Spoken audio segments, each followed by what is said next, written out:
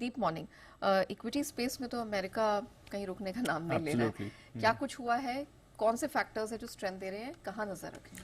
अच्छे संकेत आ रहे हैं, स्टेबल हैं ग्लोबल मार्केट्स, कोई परेशानी की बात नहीं है। अच्छा कारोबार हो रहा है, रोज ज़्यादा वॉलेटिलिटी नहीं हो रही है, बढ़िया एक्शन है, थोड़ा रोटेशन आपको होते दिखता है। आज सुबह भी अगर आप देखें संकेत ज़्यादातर अच्छे आ रहे हैं, और आज सुबह तो हमें एशिया से भी संकेत मिलेंगे क्योंकि लूनर हॉलीडेज चल रही हैं।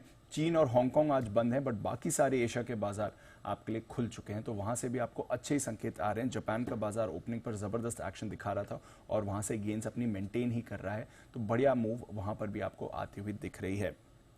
जहां तक अमेरिकी बाजारों का सवाल है, कल का ट्रेडिंग सेशन थोड़ा मिला जुला रहा, उतनी बड़ी मूव्स नहीं आई, बट फिर भी आपने देखा कि डाउ पर 125 अंकों की बढ़त के साथ एक बार फिर से नया रिकॉर्ड लगते हुए दिखाए। वहीं S&P 500 और नैस्डैक पर आपने हल्की मुनाफा वसूली देखी है, कुछ ऐसी ज्यादा बड़ी गिरावट नहीं आई। चुनिंदा दिग्गज IT शेयर्स में गिरावट थी, तो हल्की मुनाफा वसूली वहां पर आती हुई दिखी है। बट इसके अलावा ब्रॉडर मार्केट पर रखिए नजर। जो इनका स्मॉल कैप इंडेक्स है रसल 2000, कल 0.25% उछला था। इससे पहले फ्राइडे को 1.5% उछला था और थर्सडे को भी 1.5% उछला था। तो पिछले 3 दिनों में करीब करीब 5% की तेजी आपको रसल 2000 दिखा चुका है, तो वहां पर जबरदस्त एक्शन बन रहा है। तो फ्रंटलाइन इंडेक्स पर उतना एक्शन नहीं दिख रहा, but broader market small caps में आपको जबरदस्त तेजी आती हुई दिख रही है। तो रसल 2000 पर रखिएगा नजर। 3 दिनों में 5% की तेजी आ गई और कल 0.2% की आउट परफॉर्मेंस यहां पर आपको आती हुई दिखी है।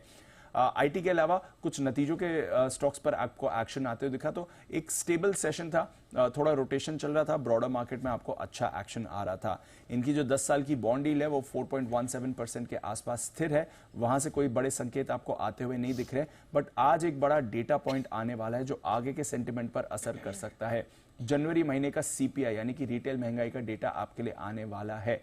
एक्सपेक्टेशन है महंगाई 2.9% आ सकती है और कोर CPI 3.7% आ सकता है।